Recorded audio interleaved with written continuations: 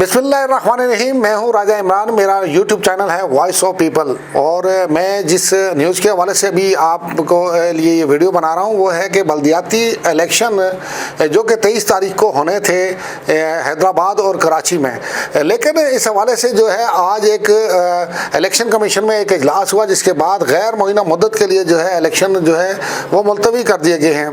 क्योंकि इस हवाले से अगर मैं बात करता चलूँ कि पिछले कई दिनों से जो है सिंध हुकूमत की जानब से भी ये दरख्वास्त की गई थी इलेक्शन कमीशन से कि इलेक्शन को मुलतवी किया जाए, क्योंकि सिंध में जो कि सैलाब ज़दगान इलाके हैं वहाँ पर हमारी फोर्सेस बिलखसूस हमारी पुलिस जो है वहाँ पे काम कर रही है। और इस हवाले से उनका ये कहना था, सिंध हुकूमत का ये मौक़िफ़ था इस हवाले से कि उनके पास सिक्योरिटी के लिए जो है इस वक्त बंदोबस्त नहीं है। पुलिस और दीगर लॉ एंड ऑर्डर को सिचुएशन को काबू रखने वाले अदारे वहाँ पर मसरूफ़ हैं।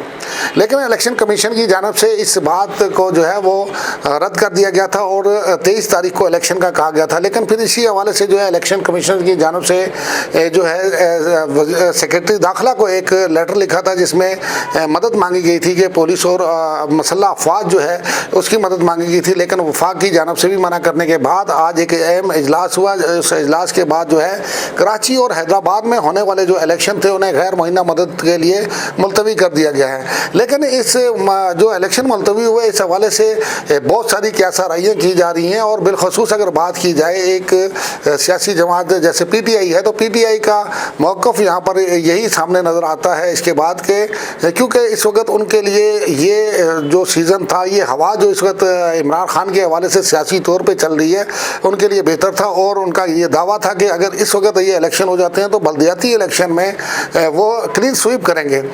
यकीनन ये बात भी वाज़ह है कि आज से चंद रोज़ कबल जो ज़िमनी इलेक्शन हुए थे, ज़िमनी इलेक्शन में इमरान खान ने बुरी तरह PDM की जो जमात है PDM की जो जमातें हैं इनको बुरी तरह शिकस्त दी, चाहे वो सिंध हो, सिंध से भी उन्होंने सीट हासिल की, चाहे बलूचिस्तान हो या KP के हो या पंजाब हो। तो इस हवाले से उनके लिए बेहतर था अगर ये 23 तारीख को बल्दियाती इलेक्शन हो जाते तो इस बात का कभी इम्कान था कि कराची का जो मेयर है वो PTI से आ सकता है। लेकिन दूसरी तरफ अगर हुकूमती जो जमातें हैं उनकी बात की जाए बिलखसूस वफाक में और सूबा सिंध में जो है तो उनका कहना यह है कि ये ऐसे वक्त नहीं है और हालात ऐसे नहीं है कि इलेक्शन करवाए जाएँ। इस इलेक्शन को मुलतवी होने के हवाले से मैं समझता हूँ कि पीपल्स पार्टी, नून लीग, JUI और जितनी भी PDM की जमातें हैं उनके तो हक़ में जाता है। लेकिन ये इलेक्शन मुलतवी होना जो है वो PTI के हक़ में किसी भी तरह नहीं जाता, क्योंकि ये उनकी राय भी है, उससे ज़रूर सियासी तौर पर वो एक दूसरे से इख्तलाफ करते हैं। लेकिन मेरा मानना यह है कि इस वक्त जो इलेक्शन मुलतवी हुए इससे जो है PTI के खौफ से हुए हैं और इसका नुकसान जो है वो PTI को हुआ। अगर इस वक्त इलेक्शन हो जाते तो शायद कराची में जो है वो मेयर भी जो है PTI का नज़र आ रहा था, क्योंकि ज़िमनी इलेक्शन में आपने देखा होगा कराची में जो सबसे बड़ी सियासी जमात जिसको समझा जाता था वो MKM थी। लेकिन MKM को बुरी तरह शिकस्त हुई है, क्योंकि इस हवाले से बहुत सारे उसके भी वजूहात हैं, उनको शिकस्त क्यों हुई है उसके लिए बहुत सारे सवालात हैं।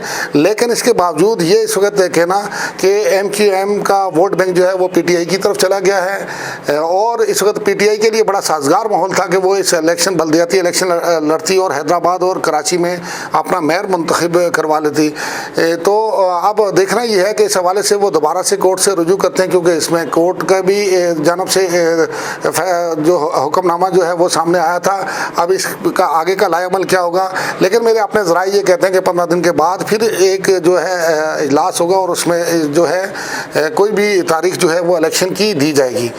मेरी वीडियो अगर आपको पसंद आए इसे लाइक कीजिएगा, सब्सक्राइब कीजिएगा और शेयर भी कीजिएगा। शुक्रिया।